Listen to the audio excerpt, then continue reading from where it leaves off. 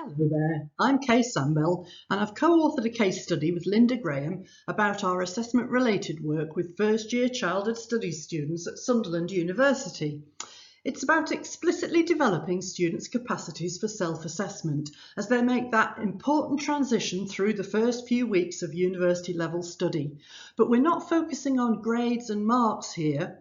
Our approach is about making sure that in the first year, the rules of the game for engaging with our curriculum aren't hidden and tacit, but that the course is designed inclusively to proactively involve all students in low-stakes, scaffolded, carefully organised sequences of dialogue and interaction, which help them to develop the skills, insights and literacies that they will need to be successful.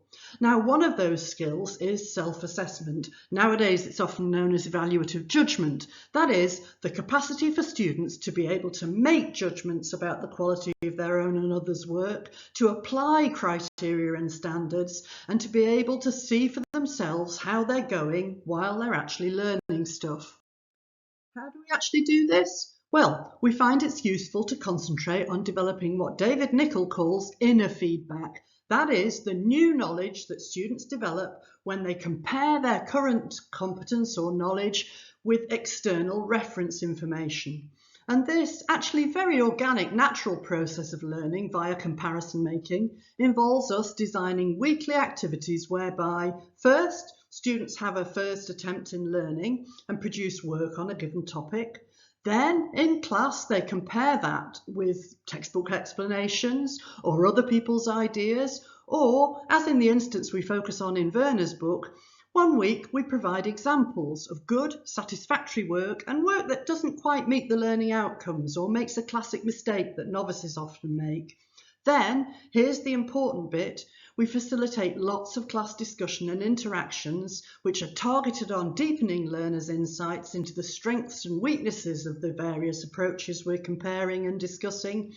And we carefully spark discussions involving peers and teachers which are all about putting the criteria into practice rather than simply stating them. And then we leave time at the end to explicitly encourage students to look back at their first attempt in learning in light of the new knowledge or insights they've developed and to note any changes they plan to make as a result. They keep all these thoughts in a formative journal so they can see their progress over time. And what's interesting is that this process starts to diminish the notion that assessment is something done to students by other people, but something that they do. They have a stake in it. So assessment is framed as a process they participate in, not just a product they hand in. And it pays better attention to them as individuals and people with individual concerns. And it's folded into learning and teaching. It's not just something that's tacked on at the end.